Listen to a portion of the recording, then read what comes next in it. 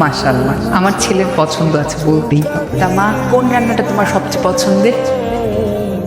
অর্ণব, তুমি তোমার বাবা মারে কিছু কও নাই? কি জানাবে? না মানে আমার মাইয়া ছোটকাল থেকেই কথা বলার শক্তি হারাইছে। আমি অর্ণবকে এত করে কইলা একটু ভাইবা চিন্তা একটু মা বাবার সাথে কথা বলে আসতে। ভাই সাহেব, আমরা আসলে খুবই লজ্জিত। আমাদের ছেলেটা এই বিষয়ে কিছুই জানায়নি আমাদের। আমরা এক কাজ করি, আমরা ঢাকায় যাই, ঢাকায় গিয়ে আমরা নিজেরা আলাপ আলোচনা করে তারপর আপনাদেরকে সিদ্ধান্ত জানাই। বাবা এত বড় একটা ব্যাপার তুমি আমাদের কাছে হাইড করলে কেন? বাবা আমি অনেকবার বলার চেষ্টা করেছি কিন্তু আমি সাহসে বলাতে পারিনি। তাহলে কি আমরা জানবো না? হ্যাঁ জানতে তোমরা, কিন্তু আমার মনে হচ্ছিল যে ওখানে যাওয়ার পর ওকে দেখে তোমাদের ওকে পছন্দ হবে এবং তোমরা ব্যাপারটা খুব স্বাভাবিকভাবে নেবে।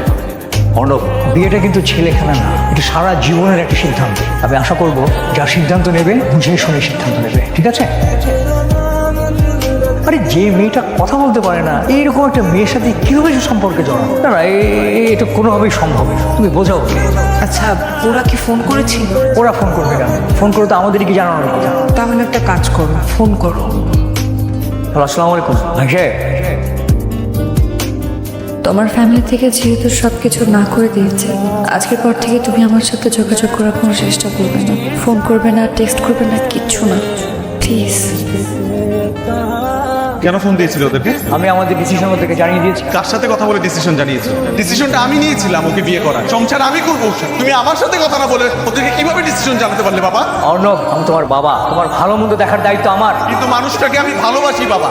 এই জিনিসটা একটাবার দেখলে না তুমি? তুমি ভালো মন্দ দেখছো, সমাজ দেখছো, তোমার পরিবার দেখছো, কিন্তু তুমি আমার ভালোটা দেখছো না।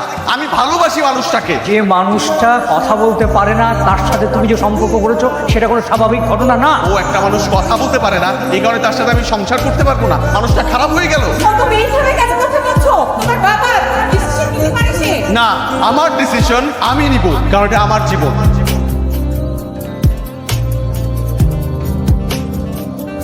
আমি জানি তুমি আমার উপর কথা, আমি জানি আমার উপর তুমি রাগ করে আছো, অভিমান করে আছো।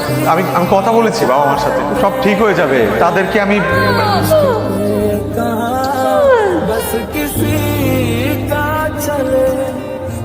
কথা, আমি তোমাকে সাথে থাকতে পারবো না।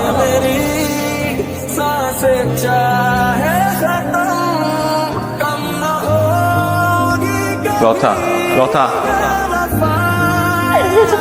আমি তোকে ভালোবাসি Lata, please Lata, I love you, please।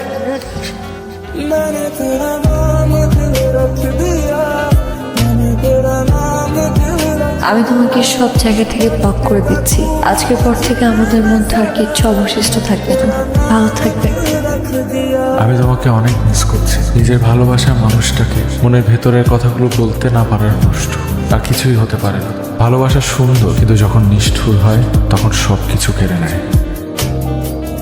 Hello লতা, লতা তুমি কাঁদতেছো কেন লতা? লতা আমি সব কিছু ঠিক করে ফেলবো, আমি তোমার কথা দিচ্ছি, আমি সব কিছু ঠিক করে ফেলবো, আই প্রমিস লতা।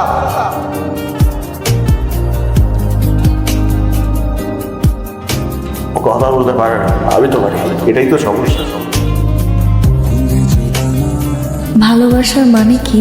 নিজের সবটুকু দিয়ে দুজন দুজনকে যত্ন করে আগলে রাখা। ছেড়ে যাবে না তো কখনো? কখনো না। চল, বাবা আসতেছে।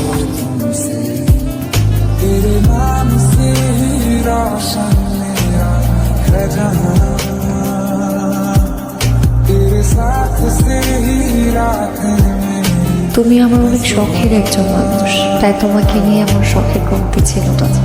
একসাথে পাহাড়ের চূড়ায় উঠবো, তোমার পাশে বসে সমুদ্রের গর্জন শুনবো, তোমার কোলে মাথা রেখে পূর্ণিমার চাঁদ দেখবো, দুজনে একসাথে বৃষ্টিতে ভিজবো। তোমাকে পেয়ে নিজেকে পৃথিবীর সবচাইতে সুখী মনে হয়েছিল।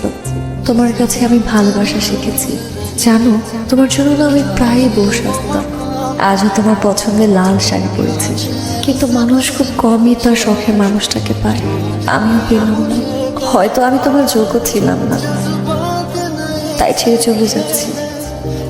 কিন্তু আফসোস থেকে যাবে, যারা তোমার যোগ্য তারা আমার মতো তোমাকে ভালোবাসতে পারবে কি? তুমি ভালো থেকো, সুখে থেকো। আমি তোমাকে অনেক ভালোবেসেছিলাম। ইতি, তোমার মাধবীলতা।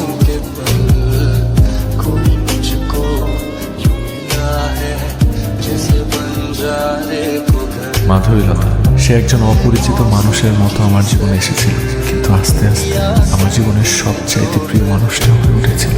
আমার জীবনের সবচাইতে সুন্দর অধ্যায় ছিল সে, যা আমি কখনো শেষ হতে দিতে চাইনি।